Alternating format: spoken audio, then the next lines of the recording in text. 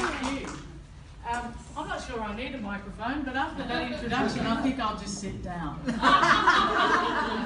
Look, thanks guys, and firstly, I guess with everything that we do, echoing the acknowledgement of Indigenous people of the land is not only our, it comes afforded with our being benefactors of the continued dispossession of the people of this country. Now, it's not that they need us to speak for them or to advocate on their behalf.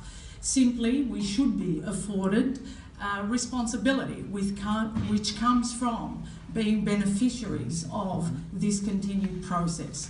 Now, by that, what I mean is every event, almost always, is prefaced with respect and acknowledgement, but we don't tend to go much further than that. I advocate that we endeavour to work towards behavioural change. And particularly, I guess, notable, this event is about building bridges and building bridges across the social divide. And in doing so, you know, congratulations to the Japanese committee who wanted to meet with the Indigenous people of this country. But I would like to see us continue to incorporate these events across all peace bridging events. So with that said, I guess when people ask me to speak, almost always, and the topic is one around peace, I think, are they really wanting me to speak? Because I agitate for change. And for me, in order to have peace, one needs to have justice. Peace without justice is not peace. I mean, you require then some passive upholding of conventional institutions. So for me, for peace to be had and to bridge the gap between where we are now and a peaceful society, ultimately we need to recognise that all societies are founded on the subjugation of women. Now, whether we're talking about the Houses of God or the Houses of Parliament, that those societal systems are essentially built on maintaining the role of women in an unequal setting. The logical extension and manifestation of that at times is violence against women. So when we speak of peace, I think it's important to speak of peace in the home, of recalibrating the societal injustices and imbalances, and enabling women. And the only way to do that is through practical means, in my experience, through employment, through education. And when we enable women and circuit break the cycle of disadvantage, we will progress societies necessarily. So that's one issue. And the other issue, I believe that men and women deal with conflict very differently.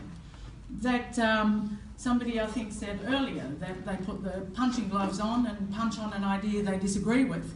And I know that's almost comical, but the reality is women, and due to our conditioning, our social and physiological conditioning, we will tussle out ideas, we will disagree. But I think the way in which we seek to reconcile that disagreement is to engage with one another and find solution and resolution. Now, at the moment, I guess the biggest problem for me, or the biggest barrier to achieving peace, is that there's no vision across the globe. There's no leadership. There's no one advocating peace in a real way. Love is fantastic. It doesn't cut, I guess, across sentiments, and it doesn't offer resourceful and strategies and meaningful approaches to achieving peace. We are sadly living in a world that is not only fracturing societies and communities and families, whether that be at a global level and certainly at a local level. No more topical a conversation than, I guess, the government at the moment is inviting us to cast judgment onto one another. Whether we do it in the form of if we enable Muslims to come into this country, and or whether same-sex couples are allowed to marry, and or continuing to deny the rights of the basic civil liberties of certain groups of people. Now, peace cannot be achieved without justice, and social justice requires that its very foundation be a society which celebrates the civic liberties and dignities of every single citizen, a plurality where progress is possible for all. So I guess in order for that sentiment to turn around, for me, enabling women and then building bridges across the divide of injustice is the only way to achieve peace. So thank you for hosting me, and I'm sorry for being a bit unconventional, but that is my style. And until such a time as society is much more peaceful, I will continue to agitate for change. Thank you.